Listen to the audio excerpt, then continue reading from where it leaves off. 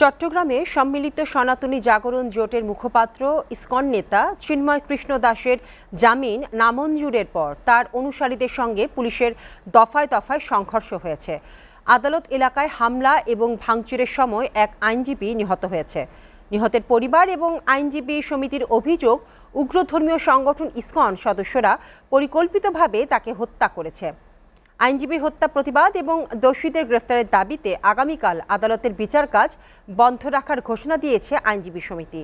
অমিত দাসের ক্যামেরায় সোহাগ কুমার বিশ্বাসের প্রতিবেদন। চট্টগ্রাম মেডিকেল কলেজ হাসপাতালের চিত্র এটি।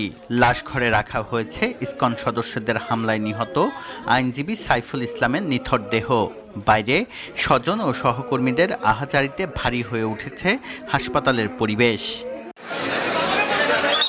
এর আগে সকালে একটি রাষ্ট্রদ্রোহ মামলায় গ্রেপ্তার দেখিয়ে ষষ্ঠ মেট্রোপলিটন ম্যাজিস্ট্রেট শরীফুল ইসলামের আদালতে তোলা হয় ইসকন নেতা চিন্ময় দাসকে। শুনানি শেষে আদালত তাকে কারাগারে পাঠানোর নির্দেশ দেয়। মেট্রোপলিটন ম্যাজিস্ট্রেট আদালত ৬ উনি আজকে জামিনটা শুনানি অন্তে নামঞ্জুর করেছেন এবং ডিভিশনের একটা পিটিশন ছিল আমাদের, ওনাকে কারাবিধি অনুযায়ী ডিভিশনটা মঞ্জুর করেছেন।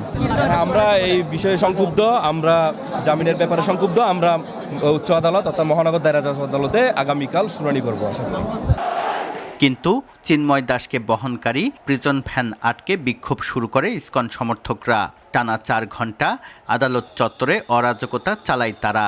বিকেলে পুলিশ তাদের সরিয়ে দেওয়ার চেষ্টা করলে শুরু হয় সংঘর্ষ, ভাঙচুর করা হয় যানবাহন।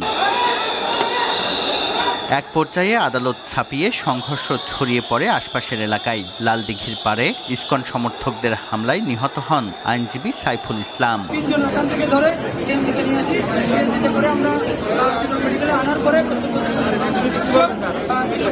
এই দেশে এখনো যারা সন্ত্রাসী কর্মকাণ্ড করছে, যারা এখনো হামলা করছে, যারা এখনো বিভিন্নভাবে উগ্রবাদী কর্মকাণ্ড পরিচালনা করছে, তারাও আমরা মনে করি কোনো না কোনোভাবে এই দেশকে অস্থিতিশীল করার চেষ্টা করছে।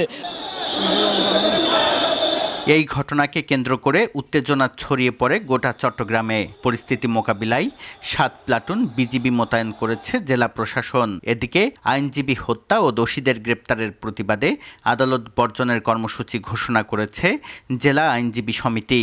আমরা একটা জরুরি সিদ্ধান্ত নিয়েছি, আগামীকাল চট্টগ্রামের কোর্ট হবে না, কোর্ট বন্ধ থাকবে, সাসপেন্ড থাকবে।